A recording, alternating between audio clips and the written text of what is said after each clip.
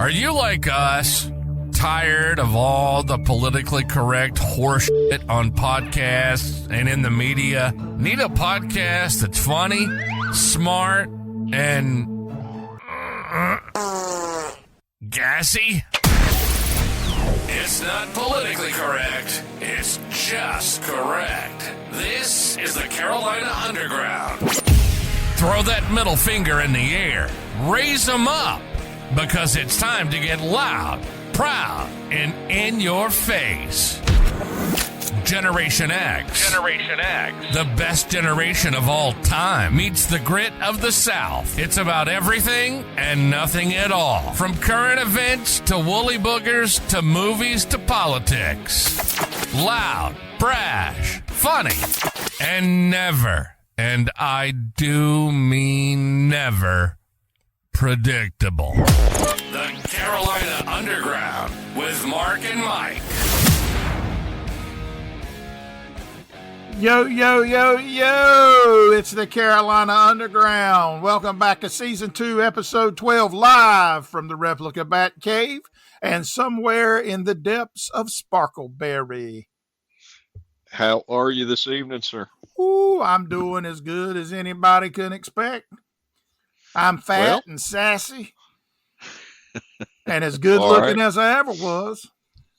Well, that's good to know. So, for those of you who are tuning in, we just recorded for 45 minutes and lost the whole thing. That goes back to our technological incompetence. So how are we on the Paul Roger and the three peckered Billy Goat coffee this evening, sir? Well, Paul Roger, if you listen closely, you can hear the ice crackling as it cools.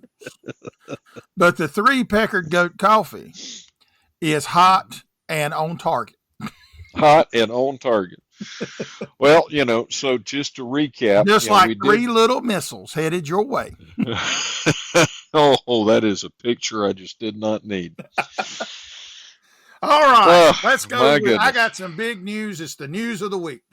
Hit me. The biggest news of the week. Microsoft Notepad finally gets spell check. Okay.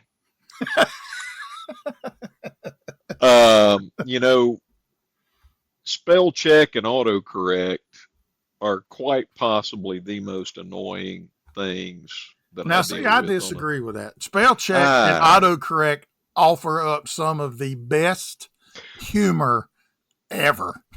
That is true. And one of my favorite texts, I was doing a speech to text. This was years ago, and I was traveling through Newberry County. In Sparkleberry. Nope.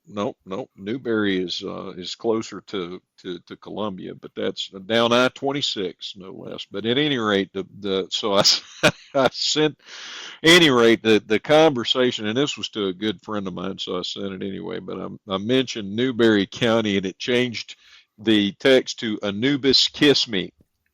So I sent it anyway. Got a little Egyptian going on there. There ain't nothing like a little Egyptian honey rolling around.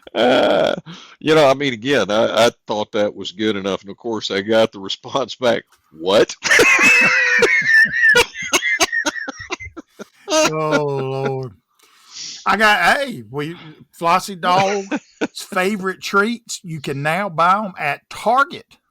Well, outstanding. They send it to you in the bark box, and you can get the Target. You can get them delivered, and they're more expensive than they are if you buy them from Bark. I am not surprised. Yeah, Target is good about over. Actually, though, it's not that bad. Yeah, well, when you buy them from Bark, I usually set them up on the subscription deal, and you get a price break. If they know they're going to sell them to you every month. Mm-hmm. Or they think they're going to sell them to you. Yeah, and I'm going to tell you one thing. Them things smell good. They berry and yogurt flavored. Well, my goodness. They're called the Frosted Socks. All right. Well, I'm not sure I want to go down that particular rabbit hole either. Hey, we own the three peckered Billy Goat coffee. We can leak buildings with a single leak today. Yeah. Well, my problem has been which one? But go ahead. Well, the one that's been chapping my ass in my assless keyboard is Right. about this thing with these people rushing the border and the National Guard. Right. I really have a problem with that, and I'm going to tell you why. Tell me why. This is where Governor Abbott and I differ on things. Before you get into that too far, do you not think it's terrible that we don't have a Governor Costello as well? I'm just curious. I really think. Well, I would rather have a Governor Costello than a President Biden. Well, no, that's true too. But again, if we had a Governor Abbott and a Governor Costello, then we would know who's on first. Well, but I mean, that would pretty much sum up the whole state of the United States, in my opinion. But go ahead. I'm sorry. I did not mean to derail you. Good yes, sir. You did. Yes, you know I did. I got the three peckers on my mind. Dude, I don't want to know that you got three peckers on your mind. Please, let's move forward. Good Lord. Good Lord. Yeah, anyway. I think so. We lost 45 minutes. We're going to have to bleep out this entire. There's going to be nothing but the General Lee through this. Hey, Go ahead. Right. It's running on nitrous. It's running on purple label now. It's not got there you go. The little thing. But anyway, you got the National Guard down there, and I don't know exactly what they're doing. The pictures I've seen, it looked like they're down there having a picnic or something. And you got, I think they said it was between 400 and 600 people cut the razor wire and start rushing in. Yep. Mm-hmm. Well, I may just be an old dumb Southern boy living in the foothills of Appalachia. Okay. But to me, that looks like they're trying to invade. Well, they are, and again, it's one of those things where I don't blame them as much as I blame the swamp. Well, I agree with that, but I can tell you how you can stop them from doing that. Mm-hmm. And, sometimes you can't bake a cake without breaking some eggs. I understand. So if I was governor, I would put the National Guard down there with live ammunition. And if they wanted to try that again, you pop a couple rounds in some of them's heads and let them splatter like watermelons. And then the rest of them will get the idea that ain't how you do it. Well, if we were actually serious about stopping the invasion, then I would agree with you. And I'll tell you this, I'll take it a step further. I think in every town square where the American flag flies, they should build a scaffold. And if you get caught doing something and you get sentenced to death, they just take you right outside and just hang your little butt right in the middle of it where everybody can see.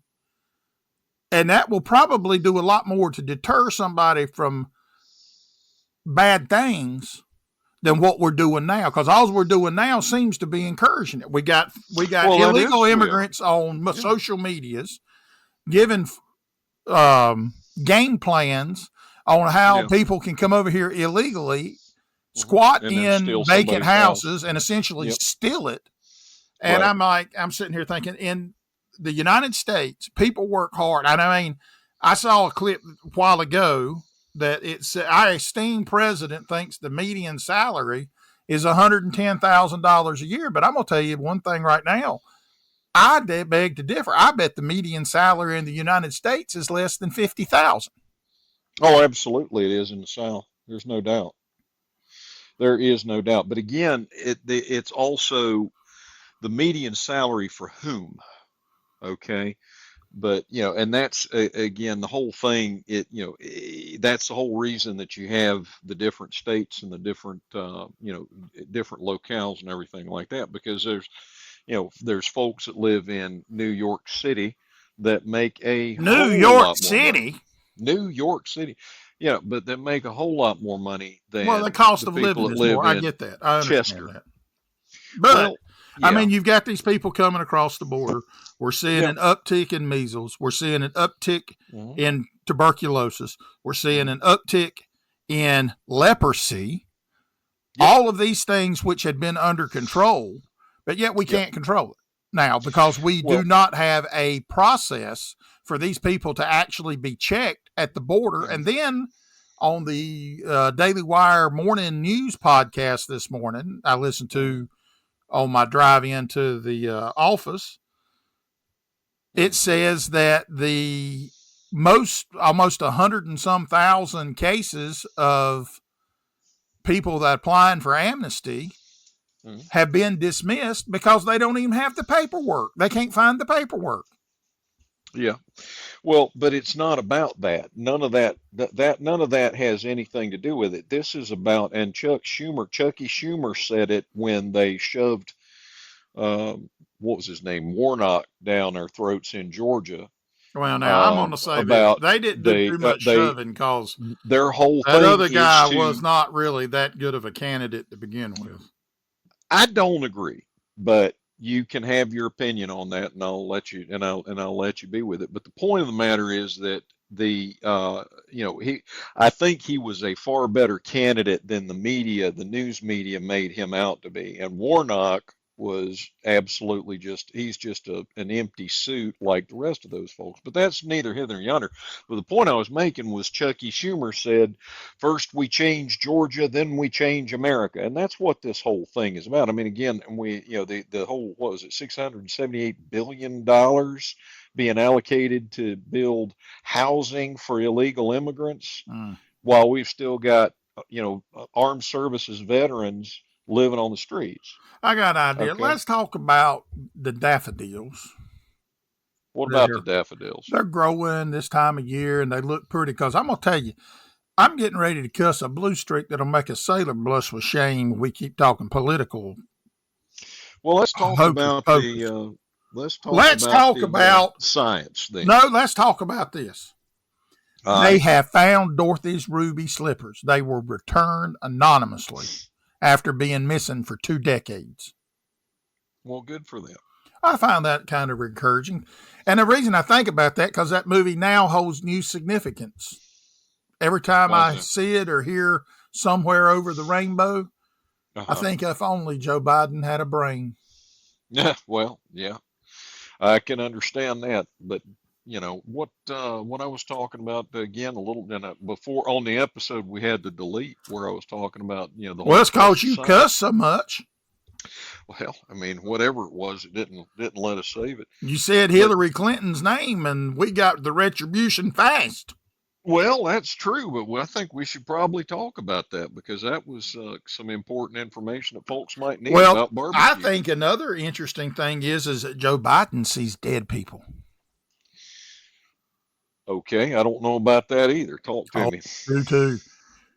He says Henry Kissinger called him. Yep. Go ahead. Excuse me. Henry Kissinger had been dead 5 months before them people ever joined NATO, and the other country had been in it since 1949. Yeah. Is this man, is he just stupid or what? Well, no, he's not competent. He is, and I mean, again, this is another situation where I don't blame Joe Biden as much as I blame the people that put him in office, because he didn't win the election. I mean, there's just absolutely no possible way on this earth that he legitimately won the election in 2020. And I'm beginning to think though, and my question now is this. Has anybody legitimately won an election since World War II in this country? I'd say since World War II, probably yes. I really think when the elections started going off the rails was the 60s. I think they were still going through the 70s and even up in through the 80s. I think when they really started monkeying with them was probably during the first Bush administration with Bush and Clinton. But they really didn't. I don't think they really turned the heat up until really in the second Obama election, because there were always some statistical anomalies because there's always been people playing games. But the number of statistical anomalies in the elections went, started to increase dramatically during the second Obama term. And, to the point where normal people were pointing out, for example, that there were multiple districts that had absolutely zero votes cast or registered for Mitt Romney. And that's not statistically possible. Well, There's always going to be at or they least have somebody more that votes counts a vote cast in wrong. the county than they have registered voters. Right, which is what we had in the five municipalities that pushed Biden's votes in the 2020 election What do you over think the about top. the report that came out earlier this week that pretty much said Google had been interfering in elections for almost 16 years? Well, who doesn't know that already? Well, I know, but I mean, this is stuff we need to understand. I mean, Yeah. this is stuff that this is the true threat to our democracy. Well, yeah, big tech is a huge threat to democracy. Well, and again, one of the things that I found most interesting, there was a documentary about this that was on Netflix, and I wish I could remember the name of it, but they went through, and it's all about how, the search engines manipulate the results. Right. And they did a significant amount of research and testing on exactly how much they could manipulate the results with their algorithms. And before people stopped believing that the results that they were getting were accurate results and unbiased. And what they found was, this is what fascinated me, what they found was that if they did not manipulate the search results, that people felt like they were being manipulated. But if they manipulated them completely, then people didn't think that the results were tampered with or interfered with. And I hadn't seen that article. Yeah, no, it was in a documentary. And so but you also said the source was Netflix, so no, it was the document, but Netflix didn't do the documentary. This was many years ago. This was prior to even the 2016 election. Okay. Which is when, I mean, they put their foot really hard on the gas with, the misinformation and everything like that, because they realized that something made it through their gauntlet somehow or another, and they were not happy about that. And we seem to beat this dead horse all the time, but it's a situation in this country to where at this point in time, I don't think it can be fixed. Well, I think it can, but the problem is, it's going to take it. I don't think it will be, because the problem is not that it can or can't be fixed. The problem is that the apathy that people have, things have to get, we've still got it pretty doggone good in this country. Okay. I mean, when you sit and think about it. Well, and there are some things, yes, but we by far we are not even in, I think now, not even in the top 20 of the happiest countries on earth. I think we were 22nd or 23rd. Yeah. And, well, now, and again, we've never really been the happiest people on the planet. And we damn sure ain't the smartest. Well, not anymore. Well, and that goes back, yeah. But the point being that we're constantly bombarded and told that we're supposed to be living a more lavish lifestyle than we should be. Okay, we're constantly comparing ourselves to the Joneses, and thinking that happiness comes from ownership of things. Happiness, was it Will Rogers, I believe, that said, or was it might have been Mark Twain, I don't remember which, but it was one of those folks that said, I believe that people are just about as happy as they make up their minds to be. I think that was Will Rogers, wasn't it? I think so, yes. Yeah. And that's the truth, okay? Because happiness doesn't come from, it's the old adage, you can't buy happiness. Okay, Well, you can't. wait, no, actually, I'll disagree with that. I think you can. You get a nice steaming hot cup of triple goat peckered coffee and a big Okay. old fresh chocolate cream filled donut from North Carolina Jelly Donut. That's Well, about as I mean, close to happiness as you're gonna get. well, but I think again, if you can have a cup of 2% milk and an Oreo cookie, you can be just as happy. But it's a state of mind, I don't and like it's milk. well, and you don't have to. But I'm saying that if you did, you don't have to have all of this ownership of stuff. And I Oh, think that's where we shoot I ourselves fully in the agree foot. with that. I went through a spell of where I believed that I just had to have more stuff. Yeah.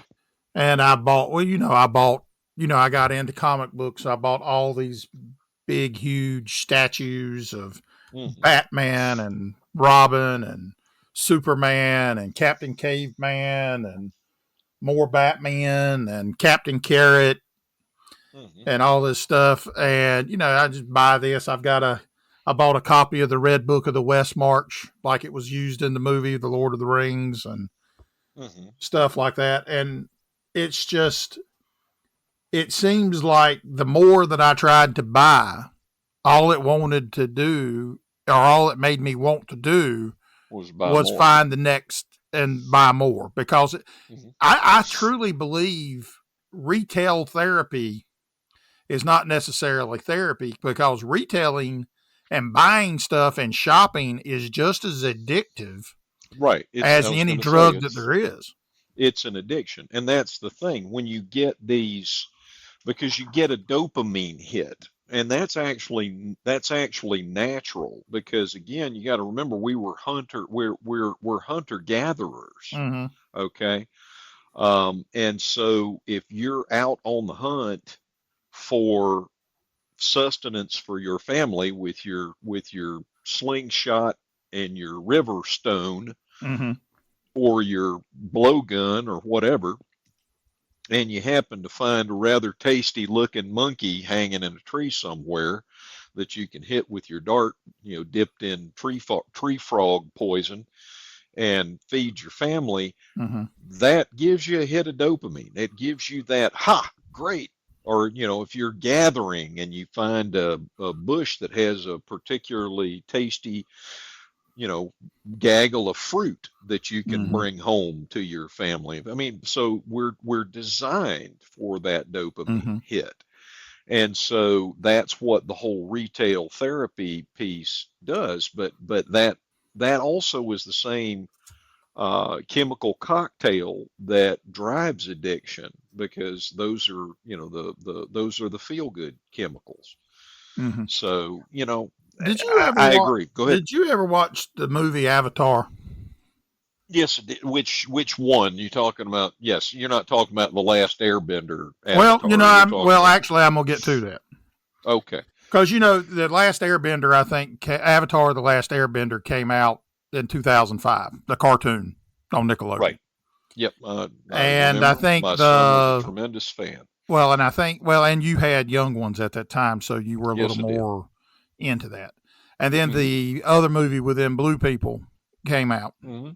Well, I tried to watch the movie with the blue people. Okay. Okay. Absolutely the dumbest stuff I have ever seen in my life. All right. So when somebody said Avatar: The Last Airbender, I just assumed, since it was Avatar, it was them Uh-huh. stupid blue people. All right. Well, What was your objection to the blue people other than their blueness? they're floating in the air and they look like fish and lizards and stuff like that. And it's just, Okay. it's just, I don't know. I just didn't like it. It seemed like It's it was, as hyped up as it was uh nowhere as good as what they thought they had made. Well, no, I'll agree with you there. I will agree with you 100% that it was But not anywhere near as good as they made it out. claimed it Go right. ahead. So Yeah. I had totally, because I think the last Airbender one, the Avatar, was in like its second season on Nickelodeon when that Avatar movie came out, and I still get them kind of confused. But recently, Netflix has done a live action series, the first season of Avatar: The Last Airbender. Yep. And I watched that series, and I liked it. So I decided I was going to watch the cartoon. Okay. So last night was my last night watching it through. I have finished all of the series of the Last Airbender. I hadn't got to the Legend of Korra, but I've gotten through the Last Airbender. And I have to say, without a doubt, that is probably one of the best, most enjoyable storylines of anything that I have watched in a long time. I have really enjoyed that. I thought it was very well handled. Yeah, I mean, and again, I the comic books seem to be even better. Yeah, well, I enjoyed. I watched that was one of my son's favorite cartoons when he was growing up, and so I was introduced to it with its original run, and I agree. Right. I thought that the message was very strong. I thought it was well handled. I thought the character development was very well done. And it was one of those things where the storyline was cohesive. Right. And so that was one of the things that you don't get that a lot. Well, nowadays it's hard to really get that at all. Yeah. I mean, again, I was going to say anything that Disney touches, you're going to have all sorts of, I mean, they're going to wreck the canon of their own story in the middle of their own story. So, I'm going to give you a little interesting fact about the Avatar: The Last Airbender comic books. All right, hit me. They're made by the same people that make your Flaming Carrot comic books. Oh, really? I had no idea. That is a Dark Horse comic as well. So that is awesome. And, like I said last night, I bought the entire series. I think it's on Netflix or somewhere, Prime or something, but I ended up thinking, I may want to watch this again. They have a habit of taking things off. So I bought the whole series on Apple TV Plus. And, the last episode, they break them up into like 20 or 30-minute episodes. But on this, they're like 40 minutes. And then there's a couple that are like 25 minutes. And then the last episode of season 3 is like an hour and a half. And, well, but I think when they put it, because when you look at the Wikipedia for the TV show, they had broken that into like 3 episodes. Oh, okay. Because when I bought it and got to seeing how many were on it, and I was like, well, that's not what Wikipedia said it had on it. But then as you got to reading and then you saw how long it was, it added up. But I watched, the final battle of Fire Lord Ozai, or Phoenix King, or whatever he called himself. And he's kicking little Aang's butt, bless his little heart. You just want to rub that little bald head. And, Aang, and I'm going to give you a refresher if you haven't seen it, the Fire Lord's real powerful because the comets come in. Right. And he's shooting fire here and he's shooting fire there and shooting fire everywhere. Well, shoot fire. Well, that's right. And save the matches. Go ahead. But Aang is doing his earth bending and gets in this little ball, and the Fire Lord's mocking him, saying he was going to kill him and he ain't going to last and all this stuff. And he's heating up this rock, and it shows Aang sweating. And then you kind of get this look, and it looks like it's melting the rock, and you kind of think Aang's getting burned up. And all that, and the Fire Lord starts walking toward him, and it's a pile of rubble, and the Fire Lord's still taunting him, and all of a sudden this hand with a glowing arrow comes up and grabs Ozai by the beard, and at that moment, I hypothesize that Ozai knows he probably because you see them glowing eyes. And then he opens up a can of whoop ass on that boy like ain't never been a can of whoop ass opened up. Well, so that wasn't just a spoiler alert for me. That was a spoiler for me. That was a spoiler for anybody that hadn't seen the whole episode. Well, I mean, it's been out since 2008. I mean, it's 16 years old. But that But doesn't mean that people have seen it, you know? well, that is true. But it is. I mean, and that's just he's the Avatar. You know he's going to win anyway. It's not like his name's on the marquee. You know what I mean? Well, yeah, but again, the whole point of the matter is that the Avatar has the ability to master the bending of all four of those elements. Right. Okay. Right, but that's not the main part of the story, though, is not the Avatar kicking Ozai's Right. butt. No. And so I'm not going to spoil the main part of the story. Well, that's good. I appreciate that. Well, I'm sure there's folks out there that will appreciate it. Well, if you haven't seen it or read it, pick it up, read it, and see it. My favorite character in the animated series, I like Sokka because he just is funny. Oh yeah, well, but also he is not a bender, right? And so he has to, develop skill sets because he doesn't have any natural ability of the equivalent of magic. It's a fantasy type thing, right? So, well, and I get and I read an article, and I don't remember when it came out, but because a lot of this is past tense about this because it's been out so long. Mm-hmm. And it was written in the New York Times. Uh-huh. And it was talking about how this show was working to limit the whiteness of cartoons. Oh my God. And I was sitting there, and even back then, and this is like years ago, and I'm sitting here thinking about this because I'm like, so it gives you a slice of Americana history to where they have been working these angles. I mean, this was 19 years ago now because it came out in 2005. Yeah. They've been working these angles, continually eroding the fabric of America to the point to where we can't even agree that the grass is green and the sky is blue. Well, no, that's been the goal all along. I mean, I believe that the Department of Education was formed sometime in the 1800s. I want to say in the early 1880s. And their goal from day one, minute one, was to remove Christianity as the core underpinning principle of you have to have core values in every society. Okay, and so the gluttons for power always want to remove those underpinnings. I find that kind of, you said because it was actually, you're right about the founding. It was founded in 1867 during the Reconstruction. Okay. Now, but I find that, and particularly in that time period, with the majority of America supposedly at that time being God-fearing and leaning toward the Christian persuasion, that it was set up for that task. Well, and that's what the Department of Education is again, because they were founded by leftists, and that was when the Pledge of Allegiance let me finish. That's when the Pledge of Allegiance was instituted.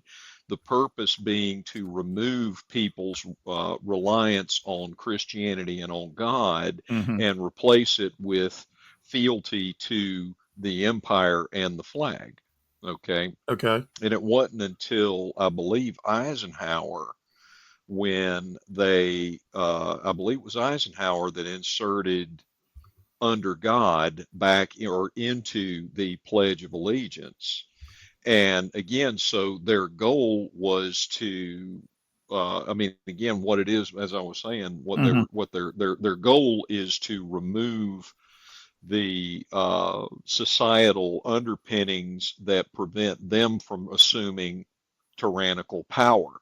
Okay, and I'm not just talking about. But like the original Department of Education was founded like in 1967, but 1867, but it was abolished a year later. We didn't get the Department of Education as we know it until 1980 when it was established by Congress. Okay. Well, regardless, that's been their goal all along. And then one of the things, again, in that time frame, when they realized that they did too good of a job and getting Mm-hmm. people to have fealty to the flag, that's when they started with the whole thing of burning the flag and trashing the flag and wearing the flag as a pair of shorts and stuff like that. So again, they're and I, this is not, again, this is not a conservative versus liberal thing, in my opinion. This is a leftist thing, and Mm-hmm. leftists are the people that want tyrannical power, and they destroy everything that they touch. And Well, again, anything the government has been in charge of. I mean, these people couldn't build a website to sell insurance and spent billions of dollars to build a website you could have built for $40 on Shopify. well, no, you could have built a better one on Shopify for $40, Well, yeah. to be frank. But that's neither here nor yonder. But again, that's the whole thing. There are the forces that want to destroy everything, and they have assumed power worldwide, in my opinion. And it's because of the apathy of the rest of us that they Mm-hmm. have this power, because the thing is, their uh, method of operation is to go after your weak spots, your laziness, Well, your I your think that, but gluttony, I think the other thing that they do is this constant barrage. It gets harder and harder to discern and decipher what is real and what is not. So you just turn them off. You just have sensory overload, because I have that sometimes too, to Oh where yeah, when this stuff just keeps popping in and it pops in and it pops in, and I'm like, you know what? I don't care. oh yeah, oh yeah. I shut off Facebook completely. Mm-hmm. Um, oh my goodness, probably about 8 months ago, and it took a little bit of it gave me a little bit of withdrawal, I have to admit. But I have not missed it. Once I got off of Facebook, Mm-hmm. I just, it's, and matter of fact, I don't even, I barely even touch LinkedIn. The only reason I did LinkedIn was because of, I was looking for a job for a while, Mm-hmm. and it was really astounding. The one of the things that I found interesting is the job that I finally got, Mm-hmm. I had applied for, and I got the job because I had at one time worked for or worked with the Mm-hmm. person who was in charge of the department, and they'd been looking for somebody for several Oh, months, wow. and I had applied for that job, but I was culled by the AI and the HR as being unqualified for the job, Hmm. in spite of the fact that I have 90% of the qualifications, but except for the fact that I am a male and I am white. So again, that's one of the things that is negatively impacting the job search for Mm-hmm. anyone who is a white male. Well, and I But think, though, a lot of times in corporate America, though, from what I've been reading in the news or hearing on podcasts and stuff, mhm. I think a lot of corporate America is waking up, and because I know, like, our alma mater got rid of the entire DEI department. Yeah, well, again, that's one of the things that, equality is one thing. Equality is basically, if I pick up a 50-pound sack of flour and carry it 50 yards and put it down, and you pick up a 50-pound sack of flour and carry it 50 yards and lay it down, then we're equal and we get the equal pay or equal compensation. Mm-hmm. Whereas, and if I, again, by that same token, if I pick up a 50-pound sack of flour and carry it 50 yards, and you pick up a 25-pound sack of flour and carry it 50 yards, you get half the compensation. Mm-hmm. That's equality. So equal compensation for, equal labor. Mm-hmm. Okay. Now, equity is basically participation trophies for adults, okay, which says that you're not capable of performing the work. Okay, so Mm-hmm. I pick up a 50-pound bag of flour and I carry it 50 yards and I put it down. But you can't lift a 50-pound bag of flour. All you can lift is a 5-pound bag of flour, and Mm-hmm. you carry that for 10 yards. But because you made the effort, we're going to give you the same compensation. That's equity, Mm-hmm. and that's not fair to anybody. No, and that, Okay. well, I agree with that 100%. We So, were having a discussion today, and social media, the only one I've ever really liked is Instagram. And the uh, only reason I have a Facebook is because Facebook bought Instagram, and it said if you got one, you got to have the other because it creates it for some mhm. reason. But we were talking about something today at lunch, and we went and got me a Cajun filet biscuit at the Bojangles Uh-huh. and Bohongalaise. Bojangles. And we were talking, and got talking and come up about minimum wage and all this, and how these people think that $50 should be the minimum wage. And I want people to live, but they have to understand these fast food jobs were not and are not meant to live No, on. They are no. part-time jobs. And here's the other kicker. If you want to get paid 15, 20, $50 an hour at a fast food place, Hmm. then I should never have to look in the bag and say, well, these morons can't even count, or they can't Right. even put the right sandwich in the bag. So Oh, you yeah. can't put the right sandwich in the bag, and they're all laying there labeled, but you think you're worth $20 an hour and you can't even freaking read. Now, when I was a young boy, when I was a young boy, a young man, I don't know which, but at any point, I was I given thought you was the, still a young man. well, that all depends on who you ask, but there's fewer and fewer people that you can ask that'll tell you I'm a young man, besides me. But at any rate, the point that I was going to make is when I was discussing this was with my father Mm-hmm. about how people are paid and how they choose who gets what kind of salary. The answer that I was given is your salary is based on how much training you have to receive in order to assume that job and Right. do it It's correctly kind of and like well. it in our job now. It's based on what you know, not what you do. Absolutely.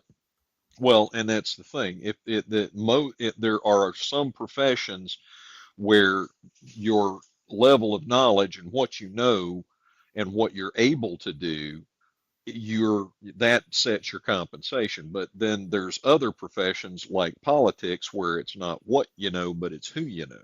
Right. Okay. And therein lies the problem. The who you know versus what you know and influence peddling professions have been allowed to proliferate to the point where they're well beyond their level of usefulness. But again, that's kind of the point that if it's only going to take me 10 minutes to train somebody off the street to do your job, then you don't deserve to make a six-figure income based Right. on that. Exactly. Okay. But again, what we have, and again, so the other thing, the diversity piece of it, if I were not a white man, I would find that incredibly insulting because what diversity means is that if you are not a white man, you're not as good as a white man. Okay, if you're a Mm-hmm. white woman, you're not as good as a white man. Therefore, we have to give you a participation trophy that makes you feel like I'm a white you're man as and I good. ain't as good as a white man. Well, I'm here to tell you I feel the same way most days of my life. But I mean, you get the point is if I were not the most maligned gender and demographic on the planet, Well, we're the which only everybody hates. demographic that it's acceptable to discriminate against. Oh, absolutely. I Absolutely. keep hearing this colonizer this and colonizing that. I ain't colonized nobody. Well, that's exactly right. I mean, neither have I this week. Now, maybe I will next week, but well, so that was one of the things I Well, thought was maybe we rather should go down and interesting. colonize Haiti and take over Haiti. We can't do no worse job than what them idiots down there are doing anyway. Well, I'm gonna derail that thought because I don't want to talk about barbecue again. But no, Mm. the so there was this I saw this in my feed this morning. I watched about 5 or 10 minutes of it. This lesbian had decided to go out, and she wrote a book on her experience. What she did was she took some makeup and stuff like Hmm. that, and she made herself, and she did look very masculine. She looked just like Isn't a that man. kind of like that? Wasn't there a movie about a girl that I'm sure there entered a was. boy? I mean, like years ago, like she was, Oh no, yeah, she was on a boys soccer team. That was yeah, something like that. Amanda Bynes, one of the boys or something like that. I can't remember. But anyway, well, I mean, this is a theme that's been done many, many times. But she went out and she had under the assumption that everything would be easy if she Hmm. were out there as a white man. And the overall response was it sucks, that it's terrible. And again, especially in the part where she was going out into the dating game. Hmm. And I thought that was really funny because her opinion on that was, well, I'm the perfect mate because I understand how a woman thinks and Hmm. all of this stuff. And she found out that it was, I mean, the way she described women's viewpoints and thoughts were kaleidoscopic, Hmm. changing constantly and fragmented. Well, and I can see that because, and it's Yeah. not just women either. That's men too, Oh, well, particularly there in is. today's generation because Oh, yeah. the end zone continually moves. The goal Right. continually evolves and changes. And because I think we have gotten away from the days to where somebody could sit in the corner with Hmm. a glass of coffee and a puppy and be content. And Right. instead they have to have a cell phone. They have to have a TV on. They have to have a computer on. They have to have a podcast on. But again, that all goes back to addiction. Okay. Because we have become And so, I I'm mean, addicted and to three again, peckered goat coffee, baby. well, but again, the cell phone manufacturers and pushers have admitted to having spent billions of dollars in research in how to make the dings and the Mm-hmm. alarms and the bells and whistles that the cell phones give you to be more addictive than cocaine. Well, and now they have got it so ingratiated. You have to have it to actually function in a work environment, Oh not yeah, only for email, but two factor authentication and yeah. all this other stuff. And it's like, my dad is still around. Hmm. He's getting up in years, but he uses a flip phone, loves it. And Right. some of my favorite phones were flip phones, like the old StarTAC or Oh something yeah. like No, that. I And I agree. miss it. All right, we're getting Well, close to the end of our time today, and I all have to righty. ask. This is a two-pronged question. All right. Since we brought up Avatar: The Last Airbender, All right. your favorite character and what kind of bender would you be? Well, now see, I wouldn't want to be a bender. Well, that's fine. What I would role have would you been, want to do? my favorite character would be Sokka, Sokka. Yep. and I would want to be, a warrior that was not a bender. All right. I get that. So, because I just, that's just how I roll. I I got that. wouldn't want to be a wizard I wouldn't want to be a wizard, and I wouldn't, in the Harry Potter world, I would have, for I'd example, want to in drive the train. Fantastic.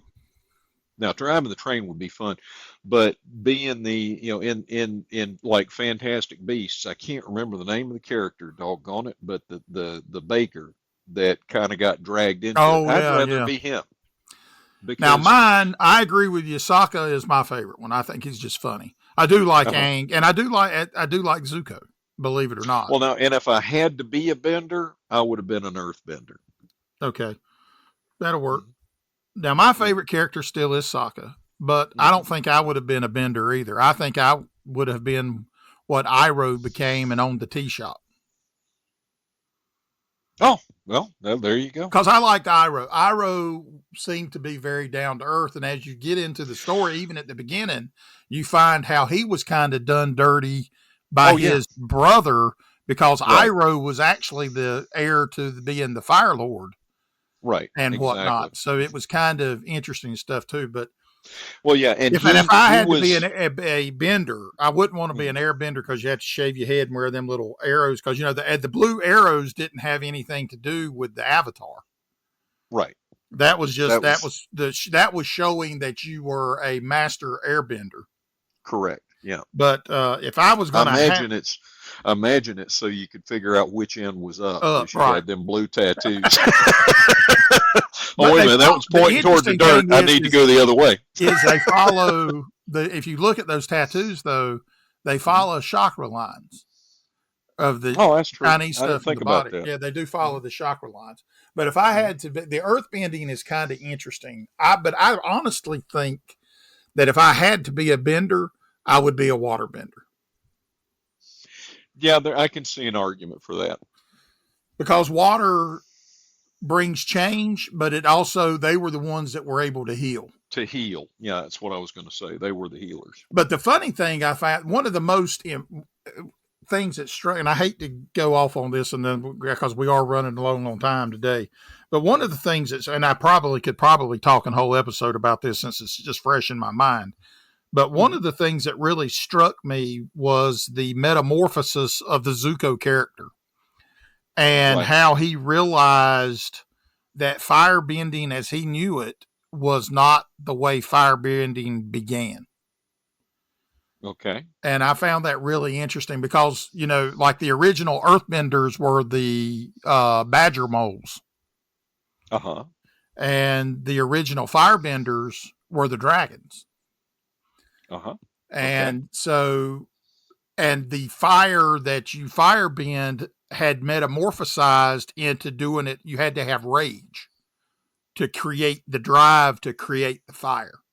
That's what we see in the beginning with the comet and all that, where the airbenders are destroyed at the very beginning and whatnot. But the quest to get Aang up so he can master firebending, we actually learned the true nature of what firebending began as, and it was not meant to be anger and fear and destruction. Right. Well, and again, that's an intriguing reflection on our own world, where all of these things have been, the things that like the things to give us pleasure have been corrupted into addictions. Mm-hmm. So, and right now, I'm addicted to trickle peckered goat coffee. There you go. And with that, that's the snout to the curly tail and everything in between. And we gone. All right, you crazy bunch of motherfuckers. Wait, can we say mother? Anyway, you've been listening to the Carolina Underground. It isn't politically correct. It's just correct. Our motto is, if you can't go balls deep, don't go at all. Actually, that's not our motto, and I'm sorry. I don't even know what that meant. All right, we gotta go. We hope you enjoyed the show. And if you didn't, we hope it really pissed you off. Follow us on Twitter at Carolina UNDGRND. Underground, get it? Or drop us an email at Carolina UNDGRND. Get it? At northstate.net. We want to hear from you. Y'all be cool. See you next time on Carolina Underground.